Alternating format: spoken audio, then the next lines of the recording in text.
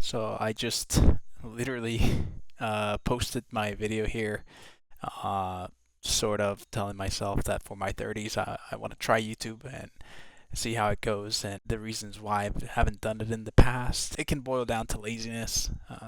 Even though I don't regret a lot of the life that I chose to follow, I certainly feel the need for satisfying something in the past of my life. And I found this super interesting that I literally posted this video 5 hours ago. It's got 0 views, only 1 view, mine, no comments, no subscribers, because I just opened this YouTube channel. And all of a sudden, I get this video. I'm like, oh, here's the YouTube algorithm aiming exactly where I need to be, which is kind of scary and creepy. But I always look at when the video was posted, and it was posted 2 weeks ago. And yeah, you could blame the algorithm that it knows how to target you. That's good and bad, that's a whole nother topic. But I've never had a video be recommended to me that it was so specific to what I was feeling and that it was posted 2 weeks ago. I don't know. I'll take it as a sign. I'm not that big of a believer in that kind of thing because obviously it's New Year's and you're gonna get posts about motivation and why you don't follow through with your goals. So there's always every year that kind of wave of content. But this one kind of hit me differently, and let's watch it. So you're ambitious, you got big dreams, you want to be successful, and ultimately you want to live the life you've always imagined. But there's a problem. You're lazy. You know exactly what you should be doing, yet you don't do it, leading to feelings of guilt, because deep down, you know you're capable of more. This guilt builds up over days, weeks, months, until it turns into acceptance. And then the new year arrives, and with it, the same goals from last year. You start off strong, fueled by motivation and a bit of delusion, but before you know it, procrastination creeps in. Like that one relative who always shows up uninvited, your lingering procrastination turns into a daily cycle of laziness. And before you know it, you've labeled yourself as a lazy person. So how do we break this cycle and break free from procrastination? Well, there are many videos on the internet, but majority of them only address the symptoms, like deleting social media or removing distractions. While these may help in the short term, they fail to address the real issue, the root cause. Sorry, my computer's lagging because I'm recording. But I have done that. I have deleted my entire computer.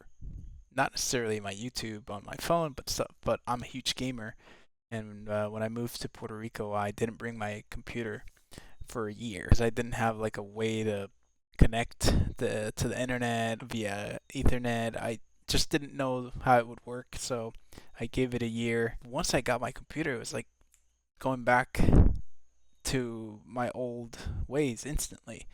It's like how an alcoholic drinks a beer and is back to square one after like many years of sobriety. Behind procrastination, which can be summed up in one word: inertia. In physics, inertia is the tendency for objects at rest to stay at rest, and objects in motion to stay in motion, unless acted upon.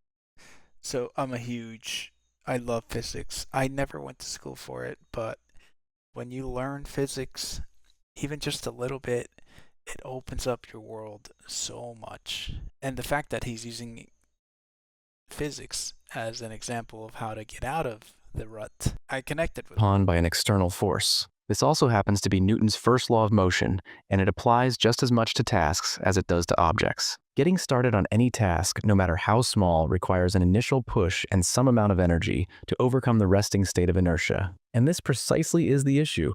We make this initial push so big and difficult in our minds that instead we just avoid the task entirely and distract ourselves with cheap dopamine-inducing activities. So to break procrastination, we need to break inertia.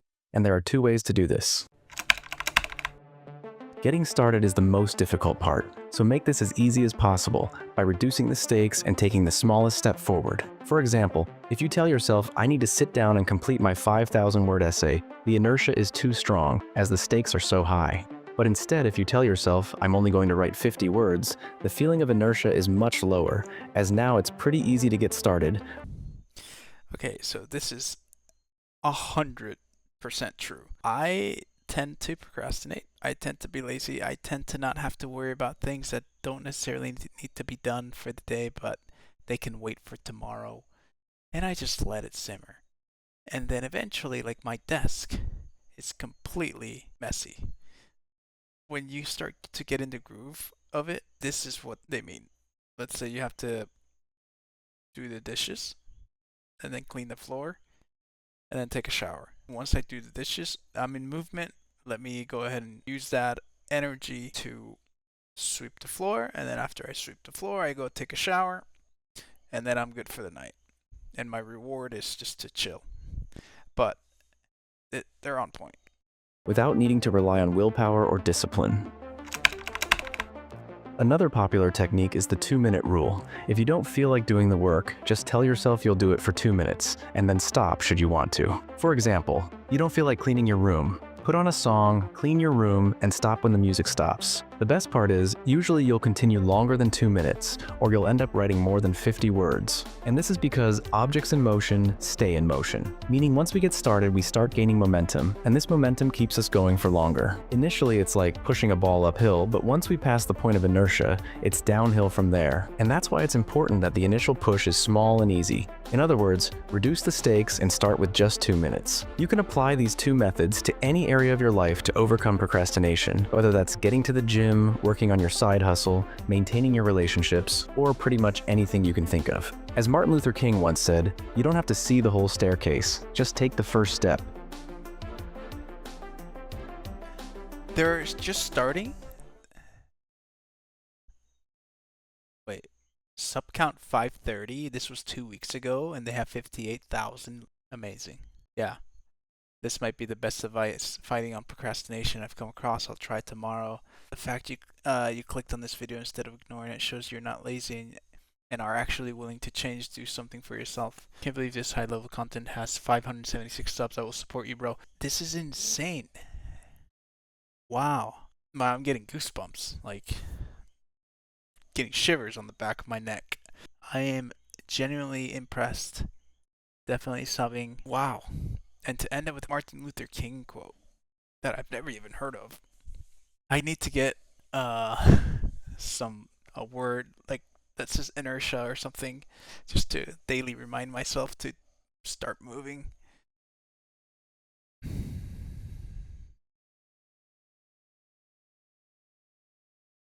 I don't like to watch motivational videos because I never follow through with them, and they just make me feel more guilty. But I gave this one a chance. It's time I start doing something, and I'm saying it right now, but I don't believe in myself. Like it's weird, but I want to try it. I'm excited to try it. It's weird. This is weird.